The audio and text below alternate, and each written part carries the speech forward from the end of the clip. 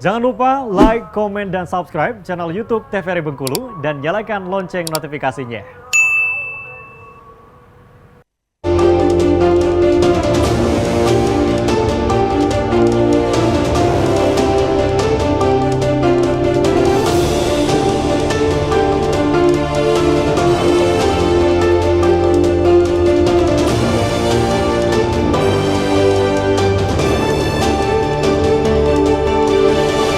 Halo pemirsa, selamat datang kembali dalam program Acara Berendo yang tentunya selalu menginspirasi dan menyajikan informasi yang bermanfaat.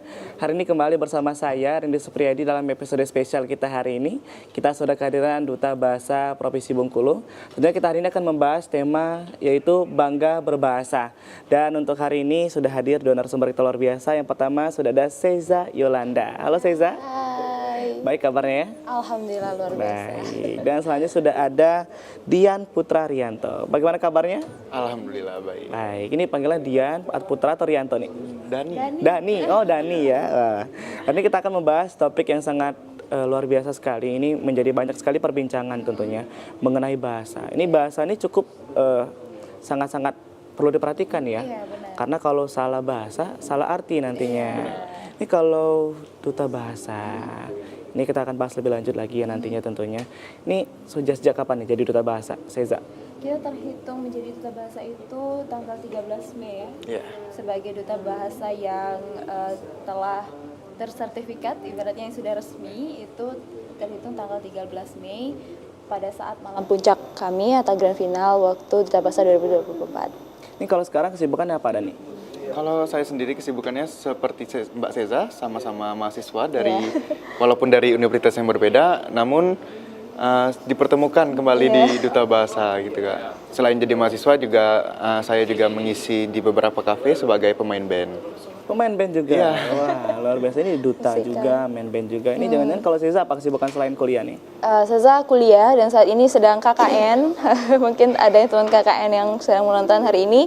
Lalu juga Seza salah satu instruktur kursus, ya khusus pribadi juga pendidikan bahasa Inggris untuk anak-anak.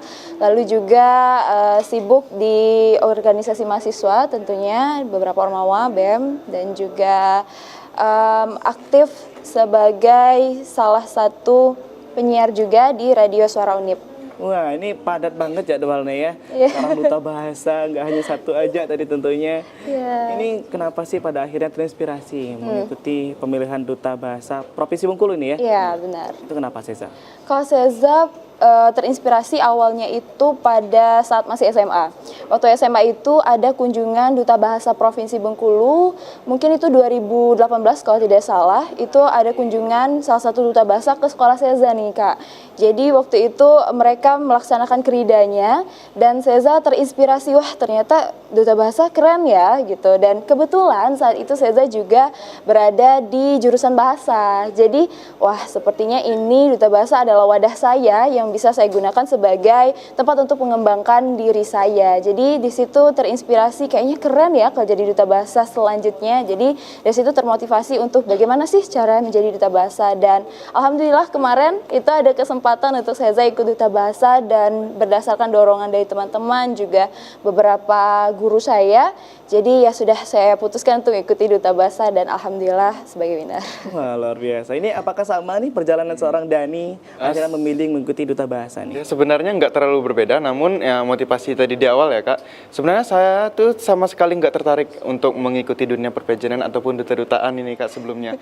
Karena saya tuh emang basicnya atau dasarnya itu tidak sama sekali berada di pageant-pageant. Namun setelah mengikuti beberapa kali kegiatan dari Kantor Bahasa Provinsi Bengkulu, wah saya ini sepertinya tertarik deh sama program-program yang dijalankan oleh Kantor Bahasa. Dan di situ juga melihat ada duta-duta bahasanya ini Kak.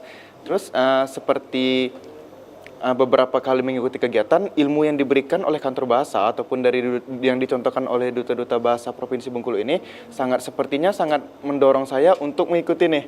Karena seperti yang Seza bilang tadi, ini kan menginspirasi juga merupakan dari bidang kita ya, bagian dari bidang kita karena kami juga kuliah di jurusan bahasa. Lah, setelah itu saya beranikan diri nih Kak untuk mencoba hal baru. Karena saya sama sekali tidak pernah mengikuti duta sebelumnya.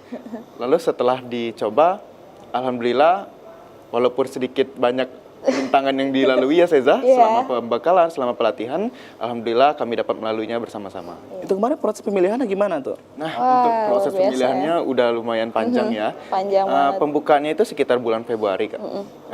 Untuk proses-proses yang dilalui itu ada pemberkasan. Setelah lewat dari pemberkasan atau administrasi, maka akan dilanjutkan dengan sesi wawancara. Ataupun penampilan bakat. Lalu akan dilanjutkan dengan tes UKBI. Nah, lalu setelah itu malam itu langsung diumumin nih Kak, langsung diumumin untuk 20 finalis 20 Duta finalis Bahasa Duta yang Bahasa. akan diikuti pelatihan dan juga pembekalan untuk mengikuti malam final atau malam puncak. Puncak, seperti itu. Jadi selama pembekalan, lalu juga dari awal seleksi berkas, lalu juga ada tes UKBI. Mungkin teman-teman yang belum tahu UKBI itu apa.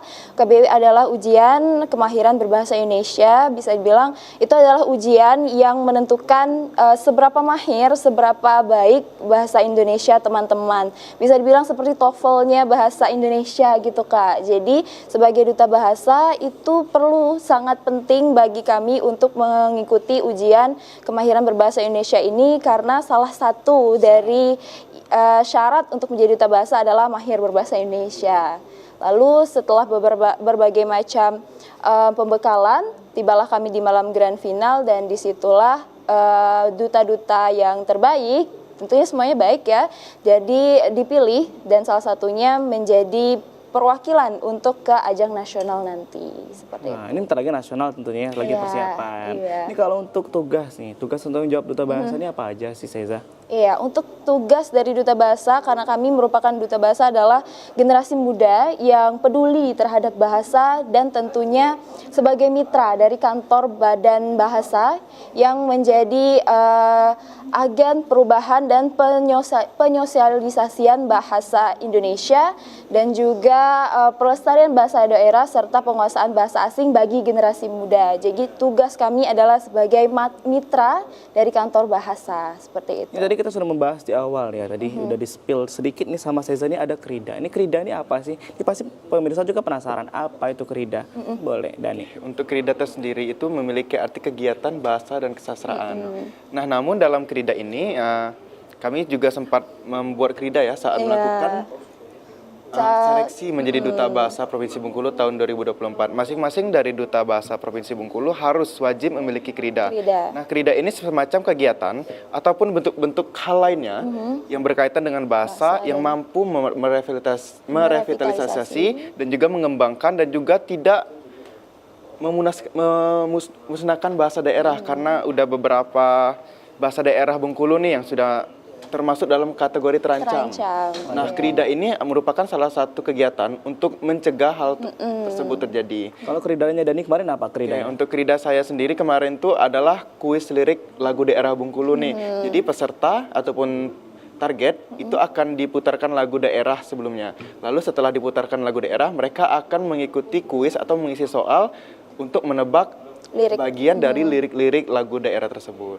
Kalau tadi lirik, kalau Seza nih, kalau Seza Kridanya namanya berasan atau belajar sastra lisan. Karena Seza notabene-nya adalah masyarakat suku Lembak dan juga penutur asli dari bahasa Lembak, bahasa Bengkulu dialek Lembak.